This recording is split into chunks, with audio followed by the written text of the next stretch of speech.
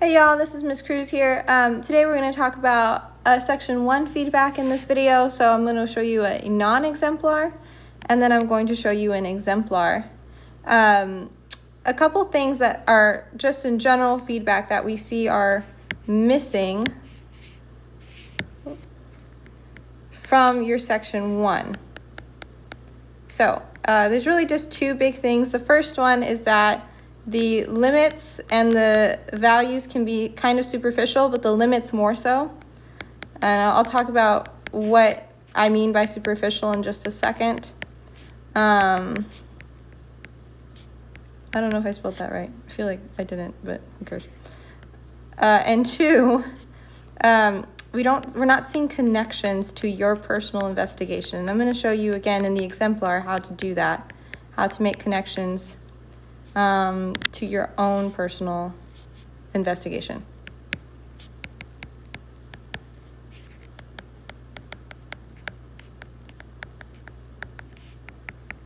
If you'd like to open up your section 1 while I'm doing this video, or if you just want to watch this video and then go to your section 1, you can do that. If you're in cohort 2 and you are just right at your section 1 for the first time, I think this video is really, really useful to you. So you can kind of see what mistakes people have been making and make sure you don't make that same mistake when you're writing your section 1. If you're in cohort 1, if you've already done your full paper, we have all, Miss Buchanan and I, Miss Even and Miss Hart, they've given you feedback on your section 1 and what you can do to make improvements. And so a lot of people that are missing these two things are falling into the 1 to 2 mark band, okay? And that's not great. We would ideally like for you to be in the 3 to 4. Obviously, 5 to 6 is the best mark band to be in. It's the highest one. So if you're in that 1 to 2, we just want to boost you up to that 3 to 4. And that way, that can be the difference between like an IB3 and an IB4 sometimes. If you're in that 3 to 4 mark band, I want you to pay close attention to the exemplar. And so you can see how to move yourself up into that 5 to 6 mark band. So we're going to start the non-exemplar, and just again, I'm going to talk over what I mean by these limits being superficial and the connections that, and making connections to your paper. And so I'm going to do this in red so you guys can just kind of see that these are incorrect. Okay, so I want to start with the writer of this section 1, this first line, the origin of the source is valuable because they are known historians, and then he stops there. My question was, so known historians, known to who? Okay, you can't just say that they're famous. You can't just say that they are, like, people know them. You can't just talk about their credentials.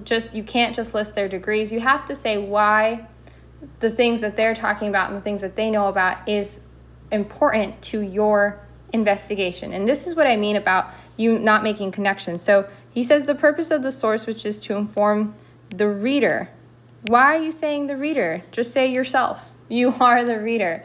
So and he does it again, is to inform the reader about South African apartheid is valuable because it successfully informs the reader. Just say it informs your investigation. You are the reader. Okay, so just say that this was valuable because it informed my investigation, already, of what apartheid was and what caused it. So the content of the source, which is information about apartheid, is valuable because it uses newspaper articles from South African apartheid. This last sentence is not that bad. Sorry, I meant to be highlighting.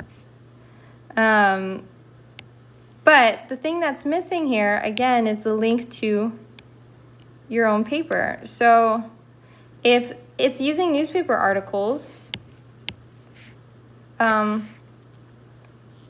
why is that important to your investigation? How did those benefit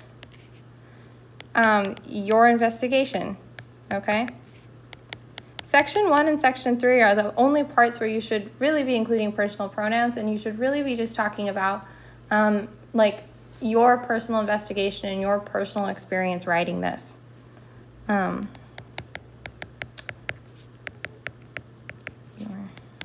investigation. Alrighty. So now, what do I mean by, so we've kind of covered number 2 already. We've kind of got that one done. But now what do I mean by limits are superficial? Okay, for this one, he says the origin presents a limitation because the historians who wrote the source didn't experience apartheid, so they didn't get a first-hand experience. That is not an acceptable limitation, along with this other one that I saw. The content was limited because it was biased. Everything is biased, okay? This word, I just want you all to know that everything is biased. Literally everything. If you're going to tell me that it's a limitation because it's biased, then you need to tell me what that bias is, okay? So that is the question you should be answering. What is the bias, and why does that hinder your investigation in some way? Or why is it that you can't trust this source fully because of the bias, alrighty? In saying that the authors weren't there or it was written afterwards, I'm seeing this a lot, like didn't get a first-hand experience, and I think that equates to being a secondary source or written a long time after, or I've seen it as they weren't there. None of these are acceptable. And the reason why is because this is of limited relevance, not limitations. So these are not acceptable. So if you have a limitation like that in your section 1, you need to go through and get rid of it or replace it. One thing I do like about the limitations, but I wish it would have gone further, is this one that says that the purpose of the source was to inform the reader about apartheid, presents limitations by telling the side of the natives who were oppressed. Now, the way to fix this is by telling me like why that particular perspective that you're missing, or why a certain event that's missing from the article that you read, why would that have been helpful to your investigation? Like, so the answer and the question you're answering here is like, why does this limit you? Okay. Again, make it personal. Alrighty. All right, so we're gonna move on to the exemplar. So we covered these two things, and we're going to move on to the exemplar. You probably have seen this before. It's the same one it's from the same paper we've been looking at almost all year to make us better. And I'm going to highlight the good things in green here. In this paper, there's lots of great things. So the biggest things is that she has connections to her own paper, and her values and limits are explained. What do I mean by explain? So, for example, she says the origin is valuable because it's written 19 years. Oops, sorry. I always forget which one's my pencil and which one's my highlighter.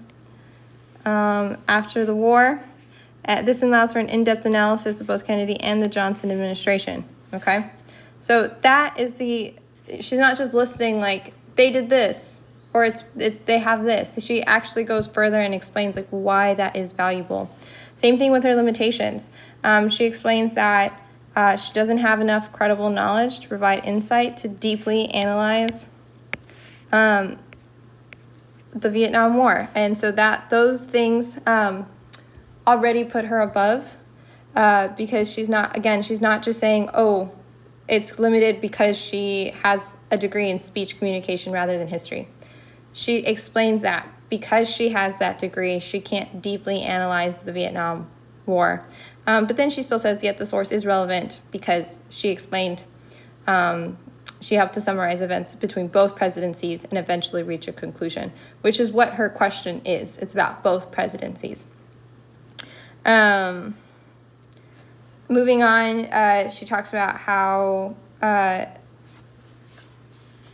really like this part. She actually goes into her source and explains what it gave her. So she explains that this report consists of 3 parts: interpretation, impact, and effects.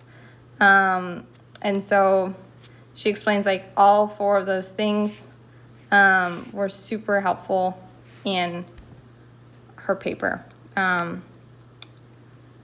She even says like Ball makes it easy to follow along, and she introduces the Johnson administration differently. Again, she keeps talking about things that are clearly in her paper. Her question is about like how Johnson continued Kennedy's legacy in the Vietnam War. Yeah. And you'll notice she makes statements like this. This is relevant to the investigation because it helped develop the argument. So when she says the investigation, she's talking about her own investigation. So notice she doesn't even really use personal pronouns, but she's still linking it back to her investigation constantly and what it did for her. Alrighty.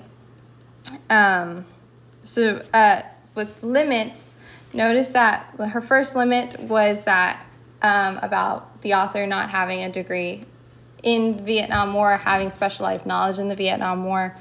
Her second limit is the purpose. So however, the objective is limiting because Ball's background in speech communication contribute to a biasly worded paper that doesn't inform about both sides of the argument. She explains here, what the bias is.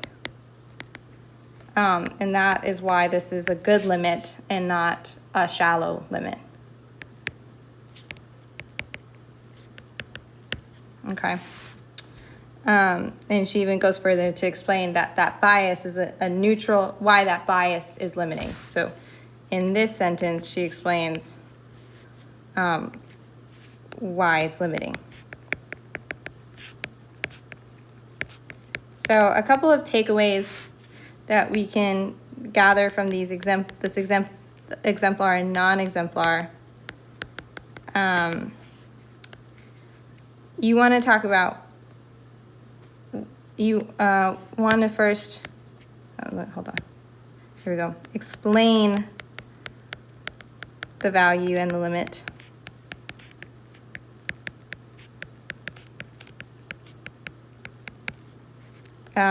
Connect to your paper.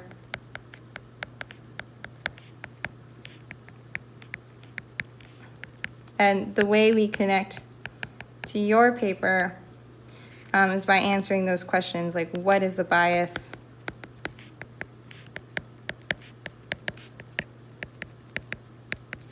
Why is it limiting?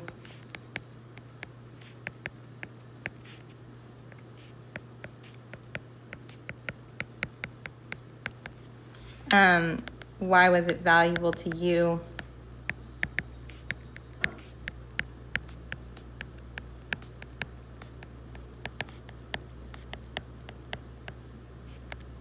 I think if you answer those questions, you will be heading for a 3. I think answering these questions will help you on your path. Oofas. Guys, I can't do this. I am not one of those oofas. Fancy people who can make cool videos with their iPads. But I am fancy enough to have an iPad, so that's cool. Anyway, so answering these 3 questions, I think, will lead you to that 3 to 4, even 5 to 6 mark band, which is what we want. Again, that can be the difference between an IB3 and an IB4. Like, it can be the difference between passing on this IA.